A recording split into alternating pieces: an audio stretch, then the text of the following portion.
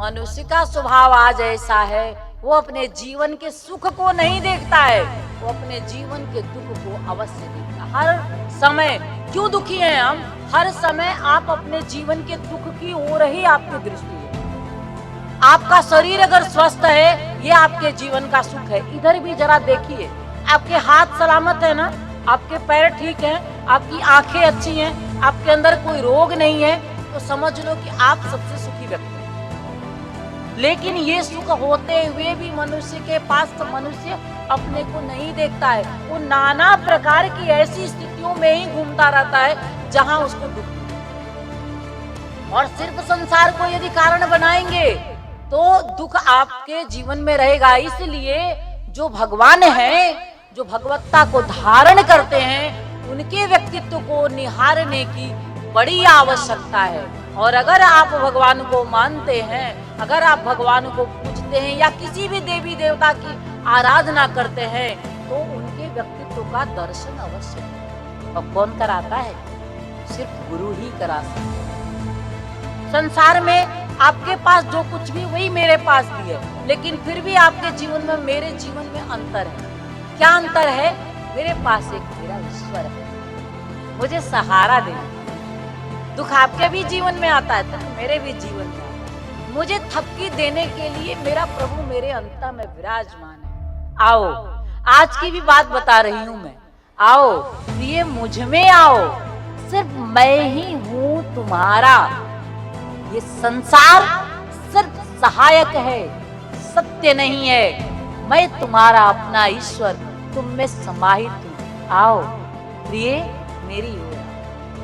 अरे पड़ोस में कहने से क्या होगा? ये पड़ोसी लोग जो होते हैं ना, वो सामने तुम्हारे कहा बड़ा बुरा हुआ, लेकिन बाद में क्या करेंगे? पीठ पीछे हंसी उड़ाएंगे। मत कहो किसी से, कोई नहीं है इस संसार में आपका अपना सुनने वाला। अगर कभी जीवन में तकलीफ आए ना, जिसको भी आप पूजा करते हैं, जिस भी देवी देवता को मानते हैं, एक दिया जला करके बैठ जाना उसके समक्ष और सारे आंसू अपने उसी के चरणों में समर्पित कर देना। कोई भी किसी भी तरह का अगर दुख, असाध्य रोग भी है आपके जीवन में, या नाना प्रकार की किसी भी तरह की समस्या है, बस प्रभु के चरणों में समाहित करते हुए एक प्रार्थना करना, दिया जलाते हुए, मेरी भी आत्मा को प्रज्वलित करो, मेरे जीवन को आनंद से भरो।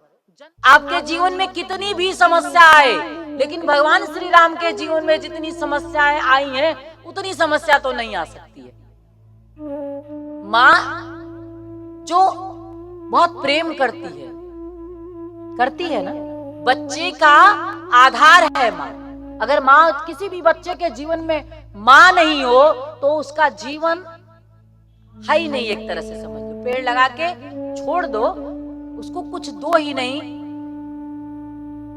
खाद नहीं, पानी नहीं, वैसे ही मनुष्य का जीवन बिना माँ के। और उस माँ ने, जिस माँ ने जन्म दिया, वो तो प्रेम करती ही थी, लेकिन उनकी अन्य माताएं भी उन्हें कितना प्रेम करती थी। और वो माता उनके ही दुर्विचार कहें, दुर्व्यवहार कहें, कि भगवान राम के जीवन में इतना दुख दे देती। आपकी इसमें सौभाग्यशाली है। आपकी, मैं क्यों ये बात कर रही हूँ, भगवान राम को उनकी माँ ने दुख जरूर दे दिया, पर आपकी माँ ने, मुझे जहां तक लगता है ज्यादातर माताएं अपने बच्चों के जीवन में सिर्फ सुख देना चाहती हैं। तो राम से ज्यादा सुखी आप हैं, है कि नहीं? लेकिन मनुष्य का स्वभाव आज ऐसा है, वो अपने जीवन के सुख को नहीं देखता है, वो अपने जीवन के दुख को अवश्य देखता है। हर समय क्यों दुखी हैं हम? हर समय आप अपने जीवन के दुख की ओर ही आपकी दृष्टि है। आपका शरीर अगर स्वस्थ है, ये आपके जीवन का सुख है। इधर भी जरा देखिए, आपके हाथ सलामत है ना, आपके पैर ठीक हैं, आपकी आंखें अच्छी हैं, आपके अंदर कोई रोग नहीं है, तो समझ लो कि आप सबसे सुखी व्यक्ति हैं। लेकिन ये सुख होते हुए भी मनुष्य के पास तो मनुष्य अपने को नहीं देखता है। वो नाना प्रकार की ऐसी स्थितियों में ही घूमता रहता है जहां उसको दुख मिले। और सिर्फ संसार को यदि कारण बनाएंगे तो दुख आपके जीवन में रहेगा। इसलिए जो भगवान हैं, जो भगवत्ता को धारण करते हैं, उनके व्यक्तित्व को निहारने की बड़ी आवश्यकता है। और अगर आप भगवान को मानते हैं, अगर आप भगवान को पूजते हैं या किसी भी देवी देवता की आराधना करते हैं, तो उनके व्यक्तित्व का दर्शन अवश्य करिए। और कौन कराता है? सिर्फ गुरु ही करा सकता है। सिर्फ गुरु आपको ऐसी दृष्टि देता है भगवान के बारे में। तो भगवान राम का जो स्वभाव है वो करुणा से भरा हुआ है, दया से भरा हुआ है, प्रेम से भरा हुआ है। उन्होंने कभी ऊंच नीच नहीं देखा प्रजा को। अगर आप देखेंगे आज के समय में भी अगर राम को धारण किया जाए तो इससे सुंदर सुखद जीवन नहीं हो सकता है। राजा कहे जाते हैं लेकिन ब्रह्म बन करके इसी संसार में पूजे जाते हैं। इतनी बड़ी उपलब्धि मनुष्य यही तो चाहता है। कोई एक मनुष्य बता दे, कौन नहीं चाहता कि उसे संसार पूजे? कौन नहीं चाहता कि संसार आपको बहुत सारा प्रेम करे? हर मनुष्य की यही इच्छा होती है। लेकिन अगर कुछ पाना है तो त्याग भी बहुत करना पड़ेगा। भगवान राम ने भी बहुत त्याग किया है। आप तो सिर्फ क्या कहते हैं, आपको प्रकाश तो चाहिए, आप सूर्य की तरह इस संसार में प्रकाशित तो होना चाहते हैं, लेकिन सूर्य की तरह जलना नहीं चाहते। वो आग का गोला कहा जाता है ना, सूर्य आग का गोला है, इसलिए वो संसार को प्रकाश देता है। तो अगर जीवन में सुख है तो दुख भी आएगा, क्योंकि ये दोनों एक दूसरे में ही समाहित है, दोनों एक दूसरे से अलग नहीं है। दोनों को स्वीकार करके जब आप चलेंगे तो आप आनंद में रहेंगे। थोड़ी सी समझ अगर हम अपनी बढ़ाएं तो सत्य को समझते हुए आप संसार से थोड़ा दूर हो जाएंगे।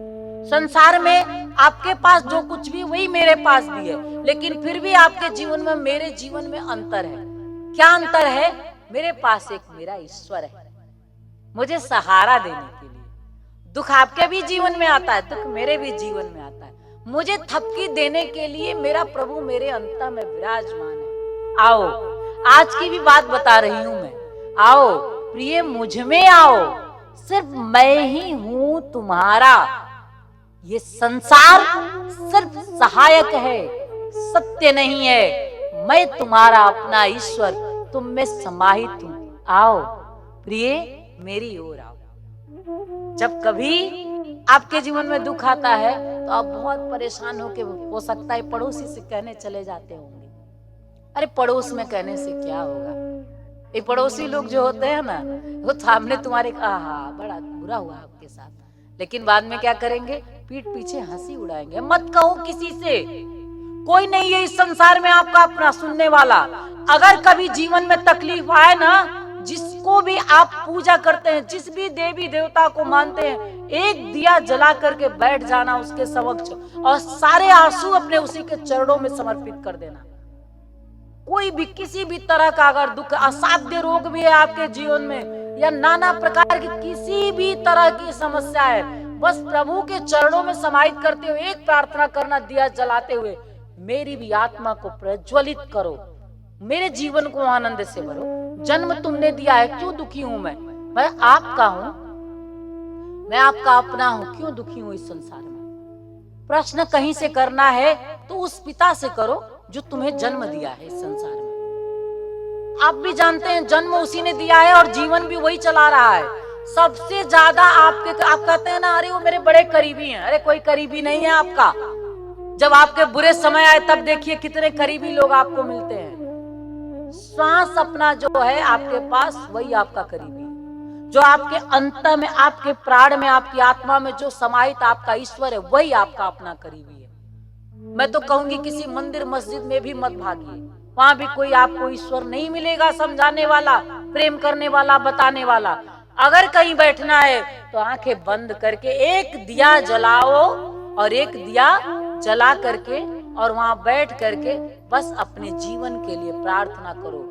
जब आप जितना जितना अपने करीब जाएंगे उतना उतना आपके जीवन का आनंद आपके करीब आएगा।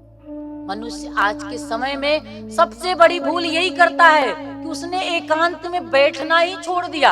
अकेलापन तो सबकी जिंदगी में है, खालीपन तो सबकी जिंदगी में है, लेकिन एकांत नहीं है। एकांत और अकेलेपन में बड़ा अंतर है। अकेलापन खाता है आदमी को, जैसे चिंता सताती है और चिंतन जीवन देता है। चिंतन, जैसे जब हम लोग कुछ चिंतन करते हैं अच्छा करने के लिए, तो वहां जीवन है। और नाना प्रकार की जो आपकी समस्याएं हैं उसे लेकर के मरे जा रहे हैं चिंता के रूप में, तो वो आपको दिन प्रतिदिन मार रही है। तो चिंता से अच्छा चिंतन है। और अकेलेपन से, जैसे अकेलापन बहुत, किसी भी व्यक्ति को जब वो ये विचार करने लगे मैं अकेला हूं, उसे बहुत तकलीफ मिलता है। लेकिन जब एकांत, तो जैसे साधु संत जो होते हैं, जो ऋषि मुनि होते हैं, वो एकांत चाहते हैं। जब सब सोते रहते हैं तो वो जागते हैं, किसके लिए? ईश्वर के लिए। आपके भी जीवन में ये क्षण होना चाहिए, क्योंकि आप भी मनुष्य हैं। आपके जीवन में ये क्षण आता ही नहीं, आप एकांत में होते ही नहीं है, आप बस अकेलेपन में होते हैं।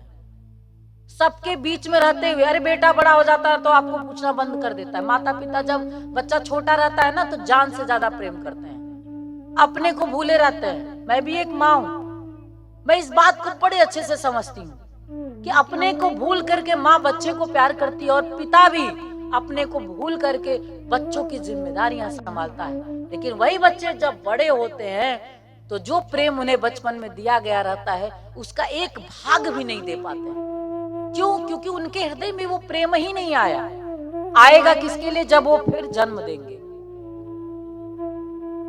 तो आप सबको, सब में मानिए, सबको प्रेम करिए। मैं भी अपने कर्तव्य भली बात अपने संबंधों के साथ निभाती हूँ, पर मैं अपने मन में एक सत्य हमेशा रखती हूँ कि सिर्फ मेरा ईश्वर है।